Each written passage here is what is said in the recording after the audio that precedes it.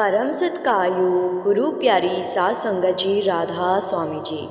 सात संगत जी, बहुत से लोगों को आपने कहते सुना होगा कि मालिक जो करता है वो हमारी भलाई के लिए ही करता है। मालिक की करनी के पीछे कोई ना कोई राज ज़रूर छुपा होता है। अगर मालिक एक पत्ते को भी हिलाता है तो उसके पीछे भी कोई ना कोई कारण होता है। जब कभी हमारे साथ अच्छा होता है तो हम खुश हो जाते हैं और मालिक का शुक्र करने लगते हैं, लेकिन कई बार जब कभी हमारे साथ कुछ बुरा हो जाता है तो हम मालिक से शिकायतें करने लगते हैं, लेकिन हम ये नहीं सोचते कि इस बुरे होने के पीछे भी कहीं ना कहीं हमारी भलाई ही छुपी हुई है। इस बात को समझने के लिए मैं आपको दो अलग अलग सेवादारों की दो साखियाँ सुनाती हूँ जी। बड़े महाराज जी के समय में महाराज जी का एक बड़ा ही प्यारा सेवादार हुआ करता था। उसका गांव हिमाचल में था। ये भाई अक्सर डेरे आया करता था और बड़ी लगन से सेवा किया करता था। एक बार डेरे में एक नए शेड को बनाने का काम चल रहा था, तो जब इस भाई को पता चला तो ये भी रोडवेज की बस में बैठकर 8 दिन की सेवा करने के लिए डेरे पहुंच गया। इस भाई ने 8 दिन बड़े मन लगाकर सेवा की और जिस दिन इसने वापस अपने गांव में लौटना था उस दिन डेरे में इसका पैर फिसल गया और ये नीचे गिर गया। जब डॉक्टर ने चेक किया तो कहा कि आपके पैर की हड्डी टूट गई है, आपको 3 से 4 दिन डेरे में ही आराम करना पड़ेगा। ये सुनकर भाई बड़ा ही परेशान हो गया और मन में सोचने लगा कि सद्गुरु ने 8 दिन का सेवा का मुझे ये फल दिया है। ये सोचकर भाई बड़ा ही मायूस होने लगा। अब डेरे के अस्पताल में एक बेड पर ये भाई लेटा हुआ था। तभी वहाँ बड़े महाराज जी मरीजों को दर्शन देने के लिए पहुँच गए।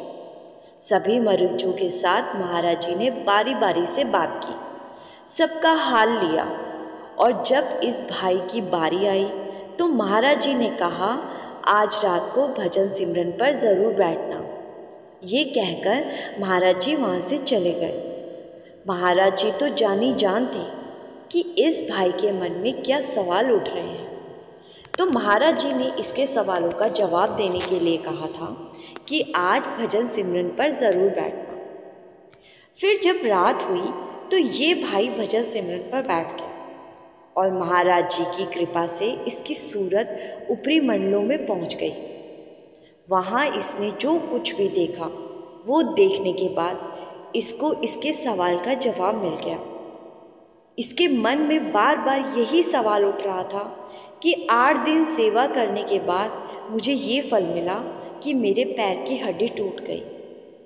तो जब इसकी सूरत ऊपरी मंडलों में पहुंची हुई थी, वहाँ महाराज जी ने इसकी सूरत को इसकी खुद की डेड बॉडी दिखाई और एक बस दिखाई जो कि हिमाचल के पहाड़ों में दौड़ती जा रही थी कि तभी बस का बैलेंस बिगड़ा और बस एक खाई में जा गिरी और बस में जितने भी लोग थे सबकी डेथ हो गई।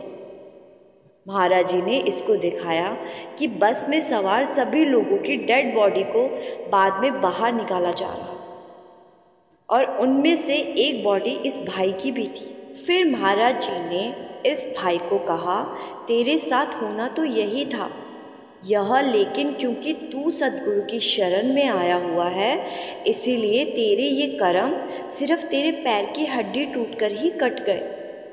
ये कहकर महाराज जी इस भाई के ध्यान से चले गए और इसकी सूरत नीचे उतर आई और ये सब देखने के बाद भाई बहुत ज़ोर ज़ोर से रोने लगा और सद्गुरु का शुक्र करने लगा और कहने लगा कि मालिक जो करते हैं वो अच्छे के लिए ही करते हैं। मैं महाराज जी को ही शिकायतें करने लगा था कि मुझे 8 दिन की सेवा का ऐसा फल मिला और महाराज जी तो मेरी संभाल कर रहे थे।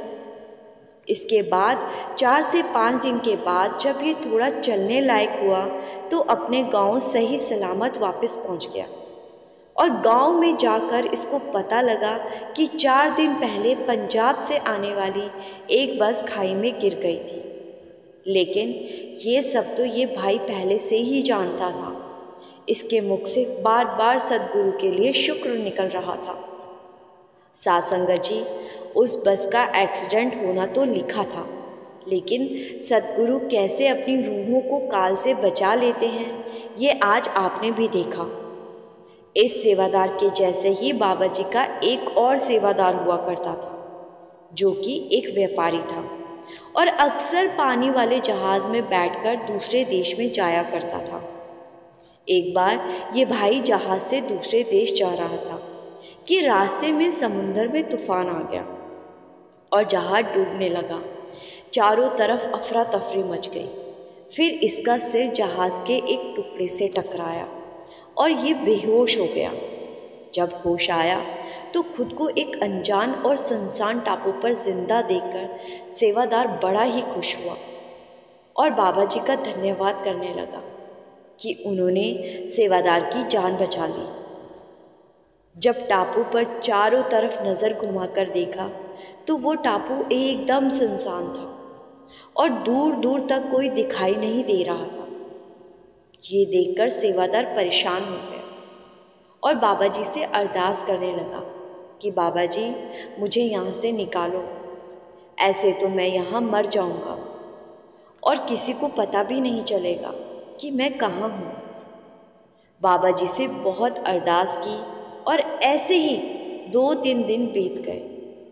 सेवादार ने सोचा कि अब शायद मैं यहाँ से कभी भी नहीं निकल पाऊँगा, लेकिन सेवादार ने हिम्मत नहीं हारी और टापू पर बने जंगल से कुछ लकड़ियाँ इकट्ठी की और घास फूस इकट्ठा करके एक झोंपड़ी बना ली और जंगल में फल सब्जी जो कुछ भी मिलता उसी को खाकर गुजारा करने लगता। ऐसे करते करते अब 10 दिन बीत चुके थे। एक बार सेवादार फल सब्जी के लिए टापू के काफ़ी अंदर चला गया और जब वापस पहुंचा तब तक शाम होने आई थी। सेवादार जैसे ही वापस झोंपड़ी के पास आया तो उसने देखा कि उसकी झोंपड़ी में आग लग चुकी है, जिसे देख सेवादार बड़ा ही निराश हो गया और सोचने लगा कि सद्गुरु ने मेरी कोई मदद नहीं की। रहने लायक एक झोंपड़ी थी, वो भी जला दी। फिर निराश होकर वहाँ बने एक पेड़ के नीचे आकर बैठ गया और कुछ ही देर में एक बड़े जहाज़ की आवाज़ आई। सेवादार एकदम से उठ खड़ा हुआ और देखा कि वो जहाज़ इसी टापू के किनारे की तरफ आ रहा था। सेवादार दौड़कर किनारे के पास गया और जहाज़ के कप्तान ने सेवादार को जहाज़ में बिठा लिया। सेवादार ने पूछा कि आपको कैसे पता लगा कि मैं यहाँ फंसा हुआ हूँ? तो कप्तान ने कहा कि हमें स्मोक सिग्नल मिला था। तो सेवादार ने कहा कि लेकिन मैंने तो कोई सिग्नल नहीं दिया। तो कप्तान ने टापू पर जल रही उस झोंपड़ी की तरफ इशारा करते हुए कहा कि वो देखो, उसमें से धुआं उठ रहा है, उसी को देखकर हम यहाँ आए। ये सुनकर सेवादार हैरान रह गया और समझ गया कि उसकी झोंपड़ी जलने के पीछे क्या कारण था।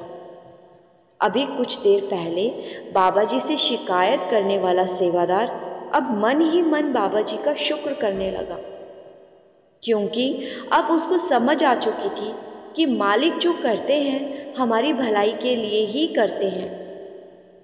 साध संगत जी, इन 2 साखियों को हमारा सुनाने का मकसद इतना है कि हमें कभी भी मालिक की करनी पर डाउट नहीं करना चाहिए। मालिक के हर काम के पीछे कोई ना कोई कारण ज़रूर होता है, जिसमें कहीं ना कहीं हमारी भलाई ही छुपी होती है। इसीलिए हमेशा विश्वास रखो कि मालिक कभी हमारे साथ गलत नहीं करेंगे। आशा करती हूँ जी साखी आपको अच्छी लगी होगी।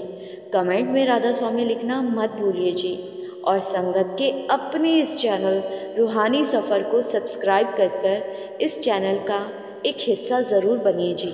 गुरु प्यारी साध संगत जी, राधा स्वामी जी।